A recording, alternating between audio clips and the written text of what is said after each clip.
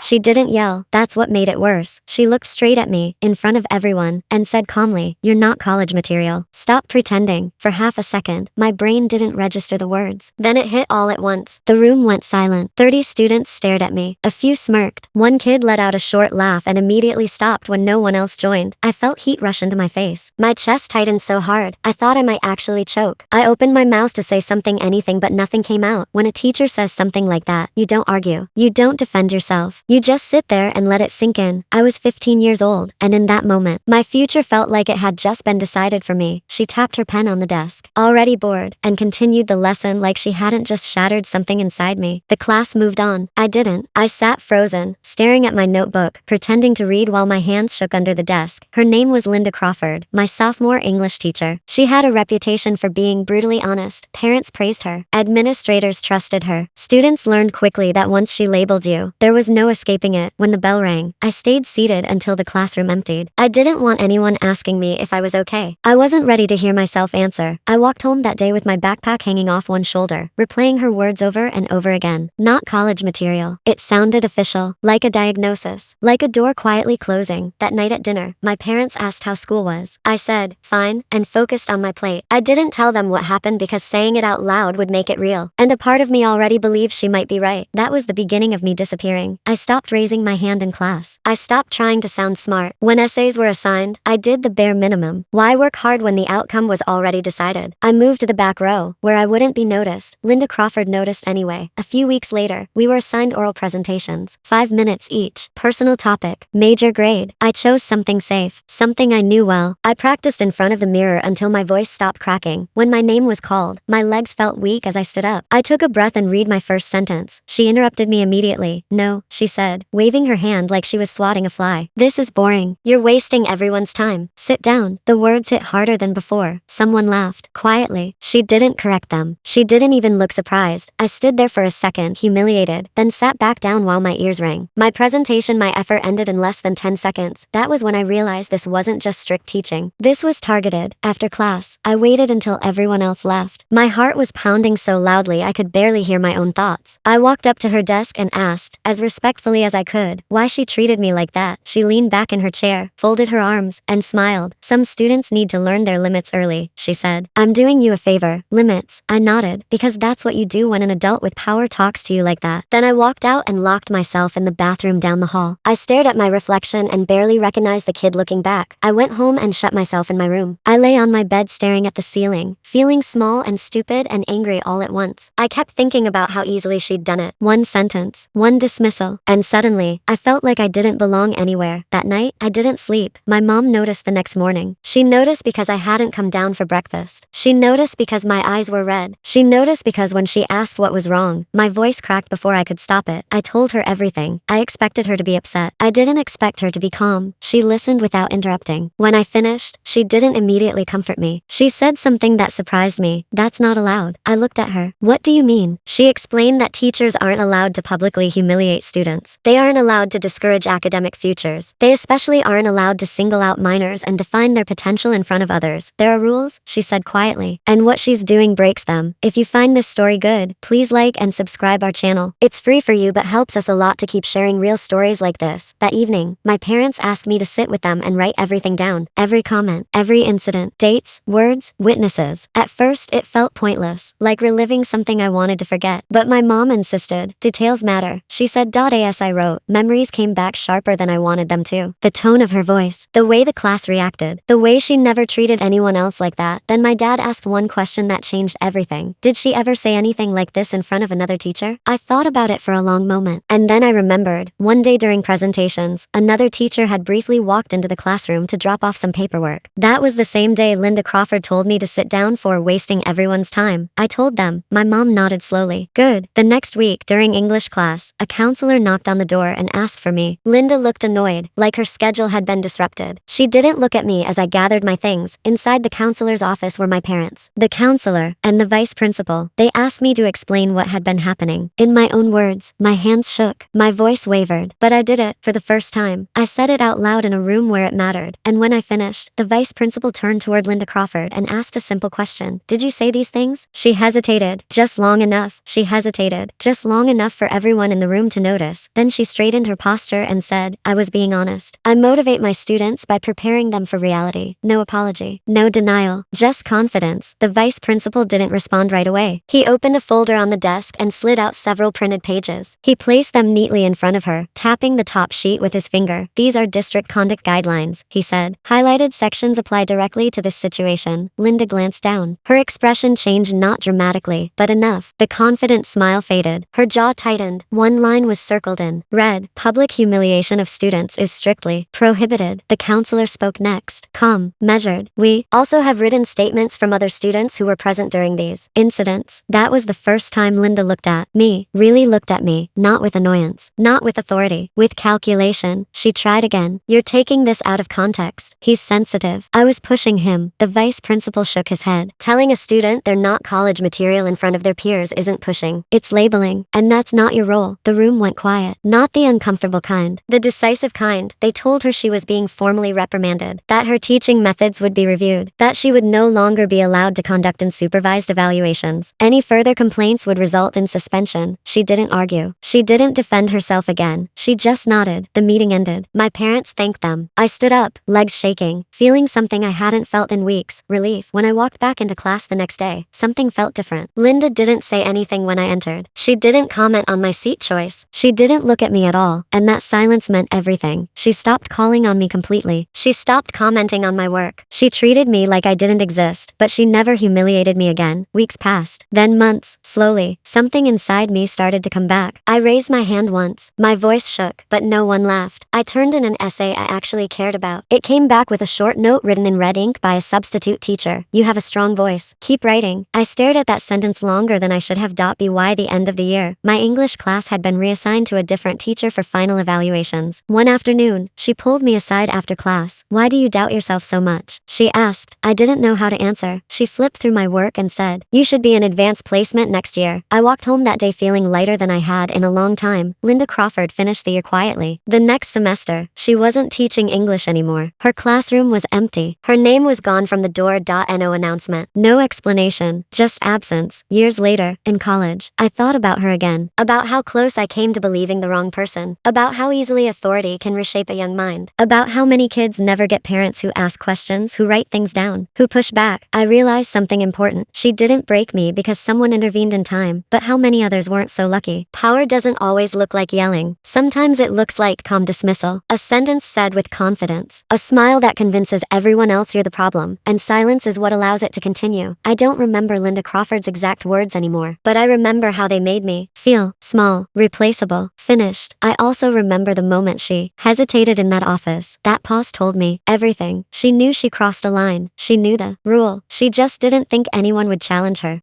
That's the part that stays with me. Not the humiliation, but the realization that even people who seem untouchable are bound by rules they hope you never learn. She broke one, and for the first time. I didn't carry the shame for it. If you find this story good, please like and subscribe our channel. It's free for you but helps us a lot to keep sharing real stories like this.